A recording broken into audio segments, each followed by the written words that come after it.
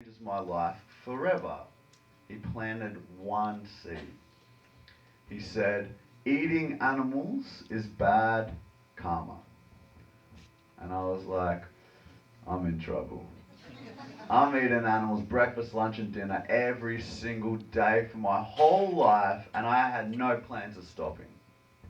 Luckily, someone else had planted a seed with me years prior. When I first became a personal trainer, my personal training mentor, he said to me, I was asking about all my clients, some people want to be vegetarian. He said, no. There's no such thing as a healthy vegetarian. I said, oh, that's good news. I don't want to be one. And so when people come up to me and ask about it, I'll just be like, no, that's all out the window now. You eat steak now. You have to be healthy. You have to eat meat.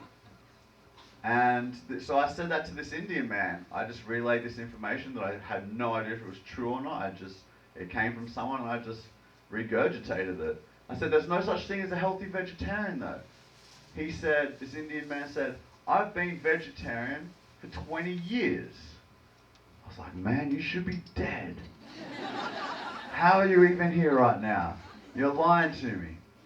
This guy was not a picture of health, not by any means. But he was alive. And for me, that was enough to make me go, wow, 20-year vegetarian, all right.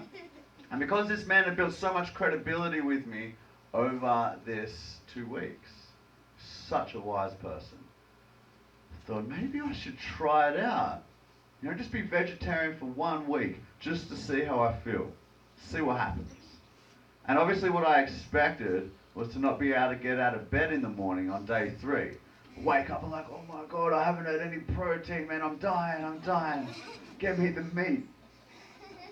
But 3 days in, I actually felt amazing. I felt strong, I felt happier, noticeably happier. I felt better after my sleep.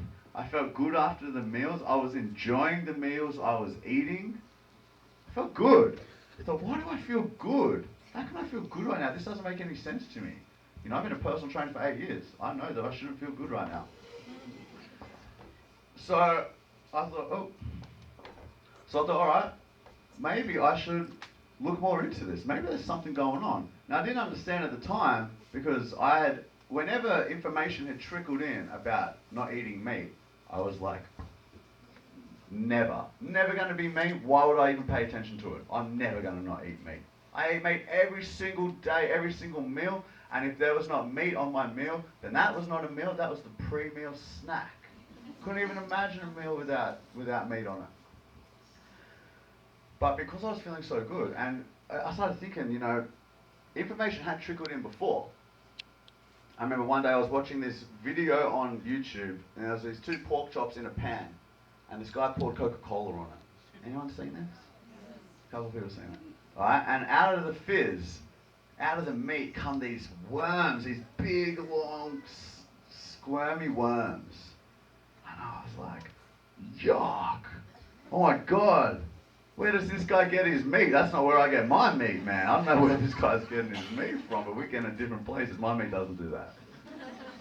And I was just so off the idea that could ever be something that I was eating. There's no problems with meat that I eat. No. And it trickled in. And also, no wonder that I felt better in just a few days. Because I was eating so much meat, a pyramid of meat every meal. I was on a cruise ship, it was a buffet. I was making the most of it, I thought. I wasn't filling up on oats and cereal. I was having a plate of bacon for breakfast.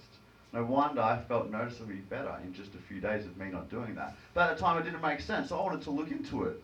Is this feeling sustainable? Can I grow this feeling even more? What's going on here? I start researching.